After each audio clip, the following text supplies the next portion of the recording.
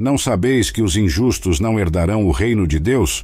Não vos enganeis, nem impuros, nem idólatras, nem adúlteros, nem efeminados, nem sodomitas, nem ladrões, nem avarentos, nem bêbados, nem maldizentes, nem roubadores herdarão o reino de Deus. 1 Coríntios, capítulo 6, versículos 9 e 10. Hoje, vamos explorar um tema delicado e sério: os pecados sexuais graves segundo a Bíblia. Se você está enfrentando alguma dessas situações, saiba que há esperança e cura em Jesus Cristo. Esses temas são frequentemente discutidos e até normalizados pela sociedade moderna, mas, na visão bíblica, são comportamentos que nos afastam de Deus e de seu plano para nossas vidas. A Bíblia é clara ao falar sobre sexualidade humana. Deus criou o sexo como uma bênção no casamento, mas ele tem limites claramente estabelecidos nas Escrituras. Ultrapassar esses limites nos coloca no terreno do pecado sexual, com consequências devastadoras. Pecado número 1: homossexualidade. Como seguidores de Cristo, devemos enfrentar esta questão seriamente. Nossa fé se baseia na verdade da palavra de Deus, que não permite relativizações quando se trata de pecado. Em Levítico 18, versículo 22, encontramos uma declaração explícita contra a prática homossexual no Antigo Testamento. Com homem não te deitarás, como se fosse mulher. Abominação é. Em Levítico 20, versículo 13, a lei é reafirmada.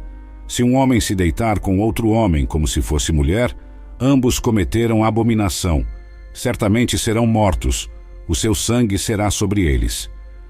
No Novo Testamento, Paulo discute as consequências da idolatria em Romanos 1, versículos 26 a 27, mostrando como ela leva a práticas sexuais contrárias à natureza. Apesar dos contextos culturais e temporais, a questão da homossexualidade é apresentada consistentemente como contrária ao plano divino para relações humanas. No entanto, a mensagem é de arrependimento e transformação para todos. Em 1 Coríntios 6, versículo 11, Paulo fala sobre redenção para quem se volta para Cristo, independentemente do passado. Como igreja, devemos oferecer amor, orientação e apoio para aqueles que buscam superar seus pecados e viver de acordo com os mandamentos de Deus. Número 2. Sensualidade e exibicionismo. Este tema é frequentemente tratado superficialmente, mas tem profundas implicações espirituais e morais segundo as Escrituras. Fala sobre a sensualidade e o exibicionismo, práticas que são contrárias aos ensinamentos bíblicos sobre como devemos honrar nossos corpos. A Bíblia nos ensina que nossos corpos são templos do Espírito Santo. Em 1 Coríntios 6, versículos 18 a 20, Paulo nos exorta diretamente: fugir da fornicação. Todo pecado que o homem comete é fora do corpo, mas o que se prostitui peca contra o seu próprio corpo. Ou não sabeis que o vosso corpo é o templo do Espírito Santo, que habita em vós, proveniente de Deus, e que não sois de vós mesmos, porque fostes comprados por bom preço. Glorificai, pois, a Deus no vosso corpo. Paulo destaca o valor que Deus atribui a cada um de nós. Nosso corpo não é nossa propriedade para fazer o que bem entendermos. Foi comprado por um preço, o sacrifício de Cristo. Jesus nos advertiu sobre as consequências de provocar outros ao pecado. Em Mateus 5, versículo 28, ele disse: eu vos digo que qualquer que olhar para uma mulher com intenção impura, já cometeu adultério com ela no seu coração. Vivemos em uma cultura que celebra e incentiva a exibição do corpo de maneiras provocativas. A mídia, a moda e as redes sociais estão saturadas com imagens que desafiam os princípios bíblicos de modéstia e pureza.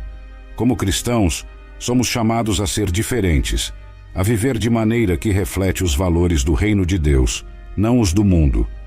O exibicionismo e a sensualidade não apenas distorcem a imagem que Deus tem para a sexualidade humana, mas também diminuem o valor intrínseco das pessoas, reduzindo-as a objetos de desejo.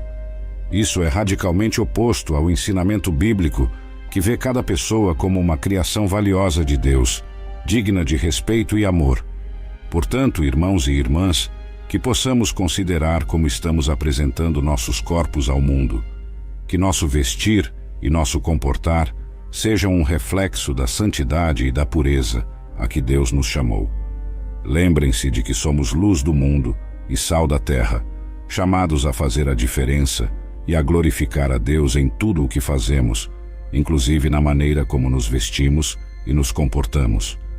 Que estejamos sempre atentos e conscientes de que, através de nossas escolhas, podemos liderar pelo exemplo, mostrando ao mundo a beleza e a dignidade de uma vida vivida segundo os padrões divinos. Que possamos, dia após dia, escolher vestir-nos e agir de maneira que honre a Deus e inspire outros a buscarem a pureza em todas as áreas de suas vidas. Amém. Número 3. Adultério. Este não é um assunto fácil de discutir, mas é necessário, pois as consequências deste pecado são profundamente destrutivas, tanto espiritual quanto emocionalmente. As Sagradas Escrituras nos oferecem orientações claras e diretas sobre este tema, e é nosso dever como cristãos entender e seguir esses ensinamentos. Em Provérbios 6, versículo 32, somos confrontados com a severidade deste ato. O que comete adultério não tem juízo. Quem assim procede destrói a si mesmo. Essas palavras não são apenas um aviso, mas uma declaração sobre a realidade devastadora das consequências do adultério. Esse pecado não apenas quebra a confiança, mas desintegra o tecido de nossas relações mais sagradas, o casamento. Jesus, em seu ministério, reforçou e expandiu essa compreensão do adultério, levando a discussão para além do ato físico. Em Mateus 5, versículos 27 a 28, ele nos ensina: ouvistes que foi dito, não cometerás adultério. Eu, porém, vos digo, qualquer que olhar para uma mulher com intenção impura no coração, já cometeu adultério com ela. Com essas palavras, Jesus eleva o padrão. Não se trata apenas de evitar um ato físico de infidelidade, trata-se de cultivar um coração puro e um compromisso inabalável com o cônjuge. Este ensinamento de Jesus nos mostra que o adultério começa muito antes do ato físico.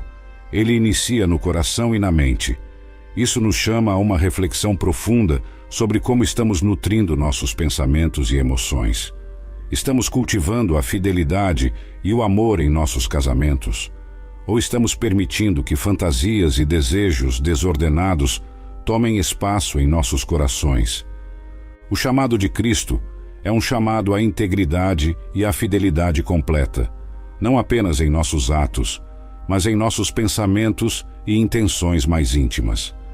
Ele deseja que nossos casamentos sejam reflexos do compromisso e do amor sacrificial que ele tem pela Igreja, conforme descrito em Efésios 5, versículo 25. Maridos, amai vossas esposas, assim como Cristo amou a Igreja e entregou-se por ela.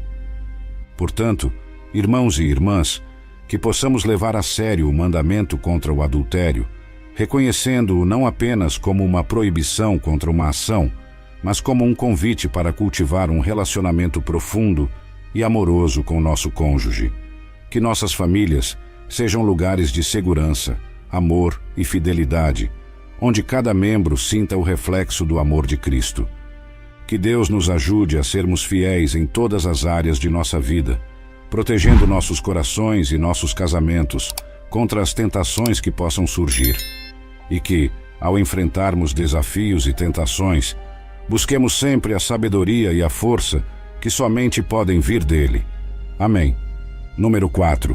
Fornicação. Este termo, que muitas vezes pode parecer um tanto arcaico, refere-se simplesmente ao envolvimento em relações sexuais antes ou fora do matrimônio. Vamos entender o que a Bíblia diz sobre isso e por que é tão importante para nós, como seguidores de Cristo, levarmos esse ensinamento a sério. Em 1 Coríntios 7, versículo 2, Paulo nos oferece um conselho direto e prático. Mas, por causa da prostituição, cada um tenha a sua própria esposa, e cada uma tenha o seu próprio marido. Este versículo faz parte de um contexto maior, onde Paulo discute a importância da pureza sexual dentro da comunidade cristã. Ele estava respondendo a uma realidade onde a imoralidade sexual era comum, e ele reitera a necessidade de cada crente viver de uma maneira que honre a Deus com o seu corpo. O plano de Deus para a sexualidade humana é belo e sagrado. Desde o início, em Gênesis, vemos que o sexo foi criado por Deus como uma forma de expressão de amor e união entre um homem e uma mulher dentro do casamento. É um presente dado por Deus para fortalecer o vínculo matrimonial e para a procriação. No entanto, quando o sexo é praticado fora desses limites sagrados, ele deixa de ser uma bênção para se tornar um meio de desonra ao plano divino e ao próprio corpo, que é o templo do Espírito Santo. Em Hebreus 13, versículo 4, somos lembrados de que o leito conjugal deve ser conservado puro, pois Deus julgará os adúlteros e todos os sexualmente imorais. Essa é uma advertência clara de que Deus leva a pureza sexual muito a sério e espera que seus seguidores também a levem. A fornicação, então, não é apenas um ato físico, mas um pecado contra o próprio Deus, que criou a sexualidade para ser vivida de maneira santa e pura. Vivemos em uma era onde a tentação sexual está mais acessível do que nunca, seja através da mídia, da internet ou das interações sociais desinibidas. O desafio de manter a pureza sexual é grande. No entanto, como cristãos, somos chamados a ser luz em meio às trevas.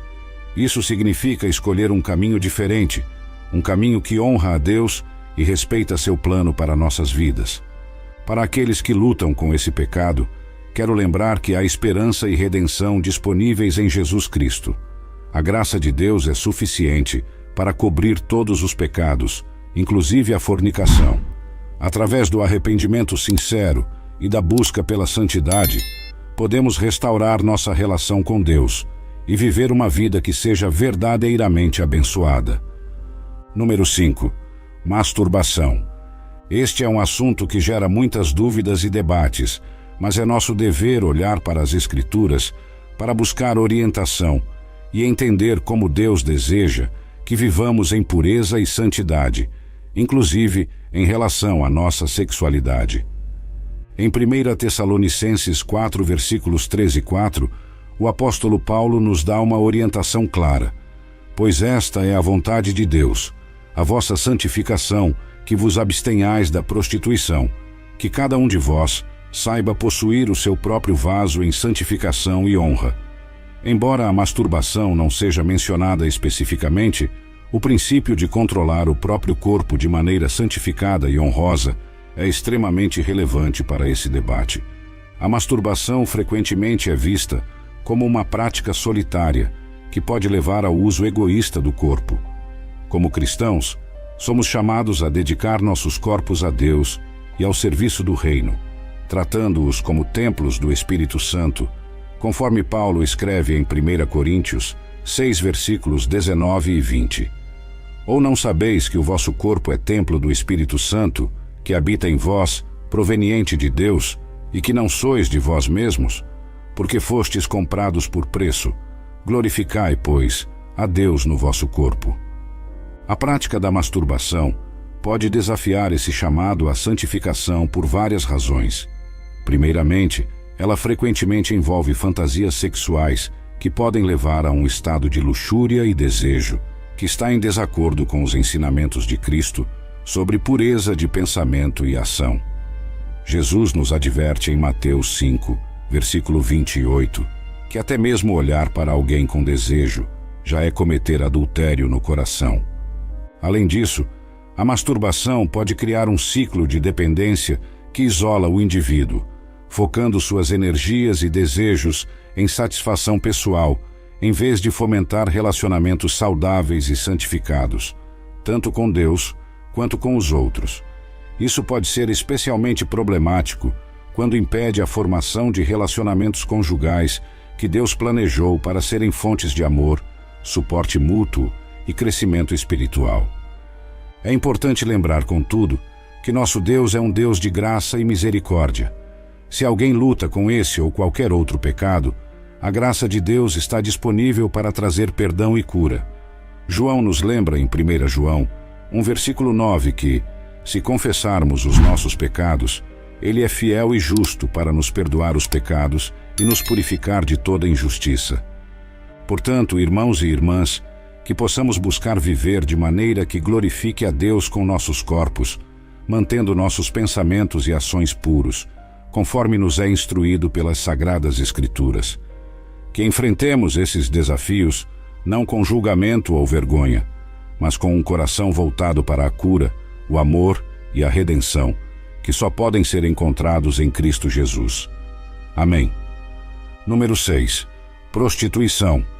Em 1 Coríntios 6, versículos 15 e 16, o apóstolo Paulo nos oferece uma perspectiva contundente e esclarecedora sobre este tema. Não sabeis que os vossos corpos são membros de Cristo? Tomarei, pois, os membros de Cristo e os farei membros de uma prostituta? De modo nenhum. Ou não sabeis que o que se une à prostituta forma um só corpo com ela? Pois está escrito, os dois serão uma só carne. Paulo aqui destaca que unir nosso corpo, que é um membro de Cristo, a uma prostituta, é uma grave desonra ao sagrado compromisso que temos com nosso Senhor. A prostituição é condenada nas Escrituras não apenas por ser um pecado sexual, mas também por desonrar o próprio corpo, que, conforme Paulo insiste, deve ser um templo do Espírito Santo. Além disso, a prostituição muitas vezes envolve exploração e abuso, aspectos diametralmente opostos ao mandamento cristão de respeitar e amar o próximo como a nós mesmos. Este pecado é frequentemente retratado na Bíblia como um símbolo de infidelidade espiritual. Os profetas do Antigo Testamento, como Oséias e Jeremias, frequentemente usam a imagem da prostituição para descrever o afastamento de Israel de Deus, ilustrando como a infidelidade espiritual e física são vistas aos olhos de Deus. Em Oséias, por exemplo, o próprio profeta é instruído a casar-se com uma prostituta para simbolizar a relação de Deus com Israel, que apesar de infiel, ainda é objeto do amor redentor de Deus. Além da condenação espiritual, a prostituição traz consigo profundas consequências psicológicas e sociais. Ela degrada aqueles envolvidos e perpetua ciclos de abuso e exploração. É essencial que, como igreja, não apenas condenemos este ato, mas também atuemos como agentes de mudança, oferecendo apoio, cuidado e caminhos de recuperação para aqueles envolvidos nessa prática. Como seguidores de Cristo, somos chamados a buscar justiça, amar a misericórdia e caminhar humildemente com nosso Deus. Miqueias 6, versículo 8. Isso significa trabalhar ativamente para erradicar as condições que levam à prostituição, como a pobreza, a falta de educação e a desigualdade, enquanto oferecemos misericórdia e caminhos de restauração àqueles que foram capturados por este ciclo de pecado e sofrimento. Número 7. Incesto. Irmãos e irmãs, hoje nos deparamos com um tema extremamente sério e delicado, o incesto. Esta prática, claramente proibida nas Escrituras, é uma transgressão direta contra os mandamentos que Deus estabeleceu para a proteção e a santidade da família. Vamos mergulhar nas Sagradas Escrituras para entender a gravidade deste pecado e o claro posicionamento de Deus sobre ele. Em Levítico 18, versículo 6, encontramos uma diretriz explícita de Deus para seu povo. Ninguém se chegará a qualquer parente próximo de sua carne para descobrir sua nudez. Eu sou o Senhor. Este capítulo continua detalhando várias relações familiares, nas quais as relações sexuais são absolutamente proibidas. Este conjunto de leis foi dado para estabelecer limites claros, protegendo a integridade e a pureza das relações familiares. A proibição do incesto não é meramente uma norma social ou cultural. Ela tem profundas raízes em princípios éticos e espirituais. Deus criou a família como a primeira instituição social, destinada a ser um refúgio de segurança, amor e formação moral. Quando esses limites são violados, as consequências são não apenas espirituais, mas também emocionais e físicas, muitas vezes resultando em traumas profundos e distúrbios genéticos que podem afetar gerações. Além disso, O incesto é frequentemente associado ao abuso de poder e à violação da confiança, elementos que corroem os alicerces sobre os quais as relações familiares saudáveis são construídas. A Bíblia nos chama a respeitar e honrar nossos parentes, protegendo a pureza das nossas interações com eles. Este pecado é tão grave aos olhos de Deus que, além das leis em Levítico, encontramos diversas outras referências bíblicas que condenam a prática, demonstrando as severas consequências sociais e espirituais que ela acarreta. Por exemplo, as histórias de Amnon e Tamar e a de Ló e suas filhas nos mostram as dolorosas realidades e o caos que o incesto pode causar nas famílias. Como seguidores de Cristo, somos chamados a viver vidas de santidade, respeitando os planos divinos para todas as nossas relações. Devemos ser exemplos de conduta reta, promovendo um ambiente familiar que reflita o amor, o respeito e a pureza que Deus deseja. Se alguém entre nós estiver lutando com feridas causadas por tais transgressões, é essencial buscar ajuda e cura. A igreja deve ser um espaço seguro, onde o perdão e a restauração são possíveis através do poder curativo de Cristo. E para aqueles que possam ter cometido tais atos, o arrependimento sincero e a busca por redenção são passos necessários no caminho para a restauração completa.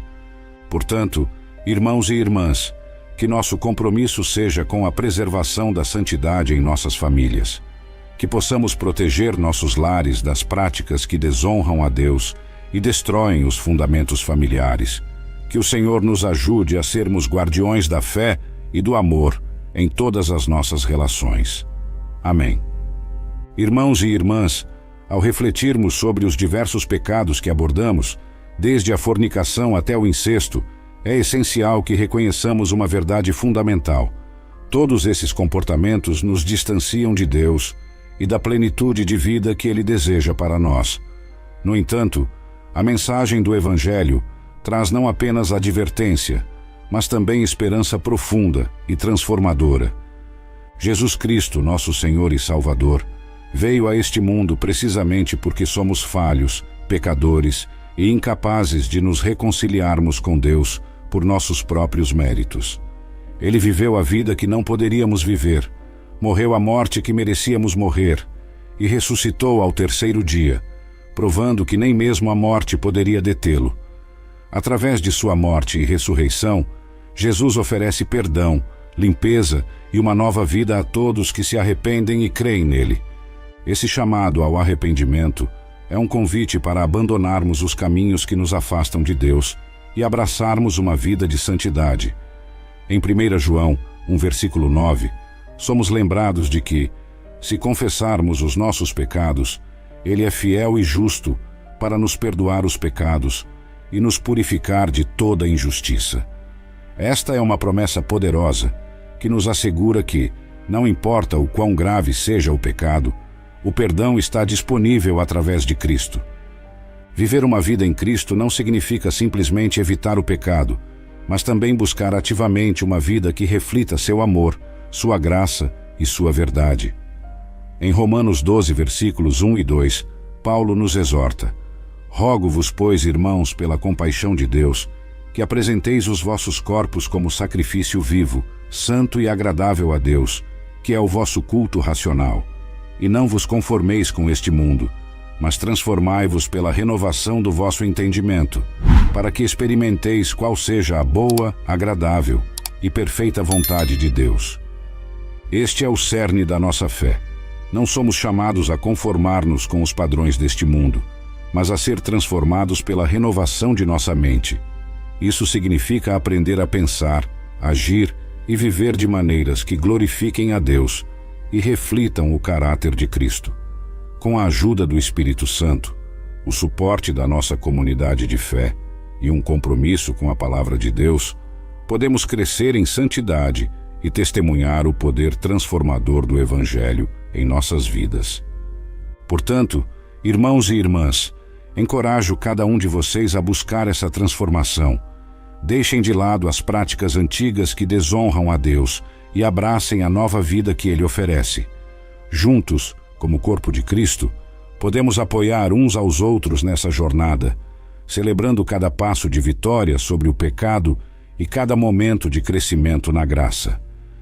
Essa abordagem ao pecado e à redenção é central para a mensagem cristã e permeia as várias formas pelas quais somos chamados a viver segundo os padrões divinos. Como comunidade de fé, devemos estar sempre prontos para apoiar aqueles que buscam o caminho de volta a Deus, fornecendo um ambiente acolhedor e recursos para o crescimento espiritual. No entanto, é importante lembrar que a jornada espiritual é pessoal e única para cada indivíduo. Encorajamos cada pessoa a buscar relacionamentos autênticos com outros crentes, participar de estudos bíblicos e envolver-se em práticas espirituais que fortaleçam sua fé e compreensão das Escrituras. A igreja deve ser um farol de esperança e luz, não apenas em palavras, mas em ação. Devemos ser ativos na nossa comunidade, demonstrando amor e compaixão e estendendo a mão aos necessitados. Nossa fé deve ser visível através de nossos atos de bondade e nosso compromisso com a justiça social. Em Mateus 25, versículos 34 a 40, Jesus nos chama a ver a Ele nos mais vulneráveis entre nós. Então dirá o Rei aos que estiverem à sua direita: Vinde, benditos de meu Pai, possuí por herança o reino que vos está preparado desde a fundação do mundo. Porque tive fome, e destes-me de comer. Tive sede, e destes-me de beber. Era estrangeiro, e hospedastes-me. Nu, e vestistes-me. Enfermo, e visitastes-me. Estava na prisão, e viestes a mim. Então os justos lhe responderão, dizendo: Senhor, quando te vimos com fome, e te demos de comer, ou com sede, e te demos de beber? Quando te vimos estrangeiro, e te hospedamos, ou nu, e te vestimos? Ou quando te vimos enfermo, ou na prisão, e fomos ver-te? E o rei, respondendo, dirá-lhes: Em verdade vos digo que quando o fizestes a um destes meus pequeninos irmãos, a mim o fizestes. Este é um chamado poderoso, para vivermos não só internamente transformados pela fé, mas também para expressarmos essa fé de maneira concreta e tangível no mundo ao nosso redor. A verdadeira fé se manifesta em ações que refletem o amor e a misericórdia de Cristo. Concluímos então, irmãos e irmãs, com um lembrete de que estamos todos em uma jornada contínua de crescimento e descoberta. Que cada um de nós possa se esforçar para viver de acordo com os altos chamados de nossa fé, buscando sempre aproximar-nos mais de Deus e ser instrumentos de sua paz e graça no mundo. Que a graça e a paz de nosso Senhor Jesus Cristo estejam com todos vocês, enquanto caminhamos juntos nesta jornada de fé, esperança e amor. Amém.